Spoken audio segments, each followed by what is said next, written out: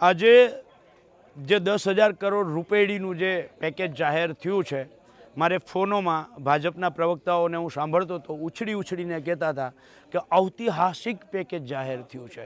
ત્યારે જાહેર માધ્યમોના માધ્યમથી હું આ પ્રવક્તાઓને અને સરકારને કહેવા માગું છું કે હે સરકાર આ કેવી રીતે ઐતિહાસિક પેકેજ છે। ગુજરાતની અંદર છેલ્લા 80 વર્ષના ઇતિહાસમાં ઐતિહાસિક વરસાદ પડ્યો છે। ગુજરાત અને ભારતમાં છેલ્લા 11 વર્ષથી જ્યારથી તમારી આ ડબલ એન્જિનની સરકાર બેઠી છે ત્યારથી ખેડૂતના જે ખેત પેદાશના ભાવ હતા એ ખેત પેદાશના ભાવ ઐતિહાસિક સપાટીએ નીચે ગયા છે।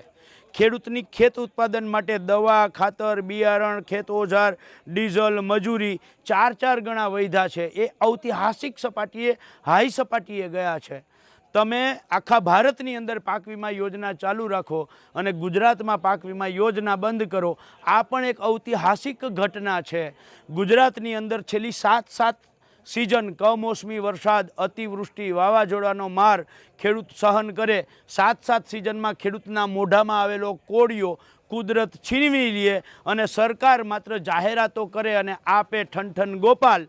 આ પણ એક ઐતિહાસિક ઘટના છે અને ઐતિહાસિક ઘટનાની વચ્ચે એક બીજી ઐતિહાસિક ઘટના કહેવા માગું છું કે આ ગયા 11 વર્ષની અંદર નરેન્દ્ર મોદી સરકારમાં જે રીતે ઉદ્યોગપતિઓના 25 લાખ કરોડ રૂપિયા માફ કર્યા અથવા તો રાઇટ ઓફ કર્યા, એટલું જ નહીં, 11 વર્ષની અંદર કોર્પોરેટ ટેક્સ જે 30% હતો એ ઘટાડી અને 22% એટલે કે 8% કોર્પોરેટ ટેક્સ ઘટાડ્યો। એના કારણે દર વર્ષે 4 લાખ કરોડ રૂપિયા જે ઉદ્યોગપતિઓ પાસેથી ટેક્સ આવતો હતો, આ ટેક્સ તમે ઘટાડ્યો અને 11 વર્ષનો હિસાબ કરો 4 લાખ કરોડ હિસાબે તો 44 લાખ કરોડ રૂપિયા પરોક્ષ રીતે તમે ઉદ્યોગપતિઓને સહાય કરી, જતા કર્યા।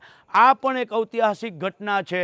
જેવી રીતે 25 લાખ કરોડ રૂપિયા રાઇટ ઓફ અથવા તો માફ કરી અને 44 લાખ કરોડ રૂપિયા 11 વર્ષની અંદર ટેક્સના કારણે જતા કરીને બંનેનો સરવાળો કરી અને 69 લાખ કરોડ રૂપિયા ઉદ્યોગપતિઓની ફેવરમાં તમે મદદ કરી, આ પણ એક ઐતિહાસિક ઘટના છે। એટલે આ ગુજરાતનો ખેડૂત દેવા માફીની માંગ શું કામ કરે છે?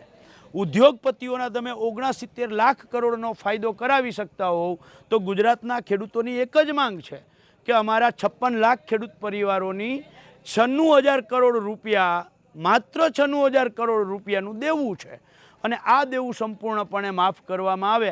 આ એક જ માંગ હતી। ગઈકાલથી સોમનાથથી જ્યારથી હું યાત્રા લઈને નીકળ્યો છું ત્યારથી ખેડૂતોનો એક જ સૂર છે, કાં તો ખેડૂતોનું દેવું માફ, નહીતર ભાજપ સાફ। અને આ વાત જો સરકાર સાનમાં સમજી જાય, ખેડૂતો જે માંગે છે એમાં સરકાર સમજી જાય તો સારું છે। જય જવાન, જય કિસાન।